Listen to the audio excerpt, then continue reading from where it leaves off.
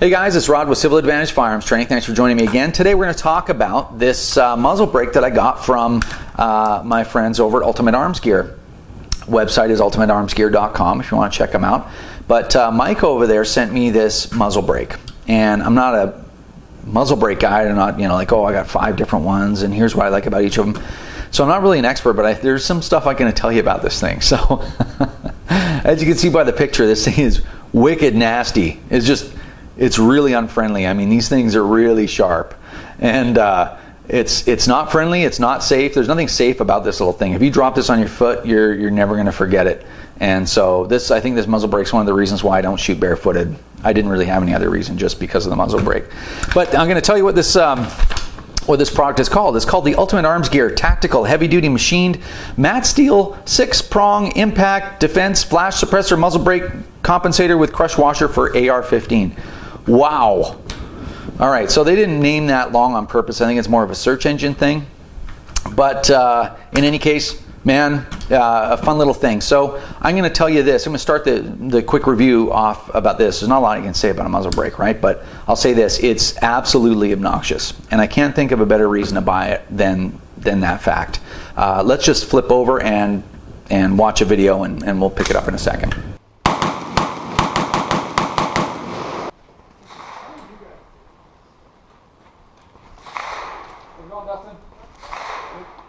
Loud rifle. Yeah.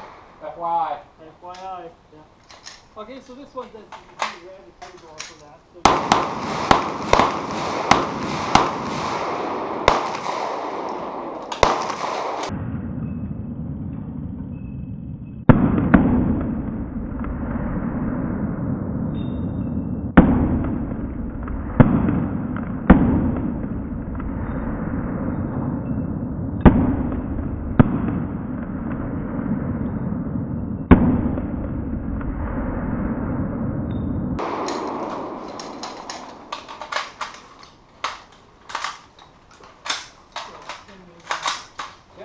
Okay, so I'm sure you picked up at what's going on there. We have a range tour going on. Those are new members that have waited, a year to get into the Abbotsford Fishing Game Club, getting their first exposure to the range, and here I am with this crazy rifle. So as you can see, most people, I try to tell them, hey, it's going to be loud, right? And and then eventually they moved on, and then the one guy was still interested in what was happening there. So that guy, I can tell he's going to make the cut. He's going to be a lifetime member for sure. So what are you going to use this thing for? Well, there's a couple of reasons why people buy muzzle brakes. 2 of the reasons that I'm aware of are, one, as flash hiders. You're trying to reduce the signature. If there's a flash coming out at the end of the muzzle, you're trying to reduce that if you're in combat so that you don't give away your position. I, on the other hand, am not in combat. So I have a muzzle brake for the other reason. Well, hold on a minute. The other reason would be on a larger rifle. Basically, there's going to be a lot of gases leaving the barrel. You're going to vent some of those gases back towards the shooter, and that way, therefore, you're overcoming some of the recoil of the rifle. I don't need it for that purpose because an AR-15 doesn't have any recoil really anyway. But the other side is, if you have a lot of unburned powder, you get a lot of fire, and it's extremely loud. And that's why I have it. I'm not trying to mask my presence. I'm trying to advertise my presence. So I'm trying to promote it. So anyway, this, as you can see, this thing does exactly that. If someone is not sure why there's so much fire, what I did was I took this muzzle brake and I put it on the shortest AR that I have, which is this Norinco 10.5 inch barrel, and it's got the stag arms lower. But anyway, the upper is a Norinco. And so you have a very short barreled AR, and then you put this nasty muzzle brake on it. So what you're seeing in the picture, in case you have to explain to somebody, is kind of important because there's a political thing here. Someone might look at the video that I posted and they'll be like, oh my God, look at all that fire and all that nasty not niceness going on. And you're like, well, hang on. You may, whatever that thing is, it must be prohibited. Well, hang on. What's really happening here is you're actually, and you can tell them this, you're looking at a less effective firearm than a normal firearm.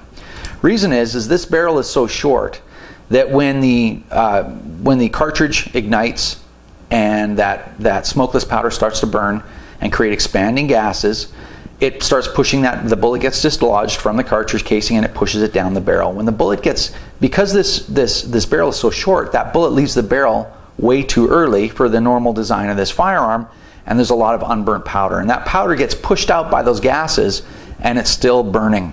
So what you're seeing is a ton of unburnt powder that's on fire in the air around the firearm now, consequently, instead of being used to push the bullet down the barrel. When you have a 16 or an 18.5 inch or a 20 inch AR15, or any firearm for that matter, you don't see a lot of flash. And the reason you don't see that is all that energy that was all for advertising, I was shooting a gun, all that energy is used to push that bullet. So when you don't see a flash, it's a far more effective firearm. When you see a big flash, it's a far less effective firearm. When a small bullet travels really, really fast, gains a lot of velocity, it can be really devastating. When a small bullet doesn't travel anywhere near as fast, it's far less devastating. Don't get me wrong, still a firearm. So that's what you can explain to people. It's just unburnt powder getting burnt up, and that energy would normally be used to push that bullet. So this is actually just all show and less go. But anyway, a lot of fun. Something that I do, by the way, is I hand turn this thing on there. There's a crush washer here, so you can spin that A2 birdcage flash hider that comes with an AR-15, spin that off, keep it with you in your range kit if you want, and then just hand spin this thing on.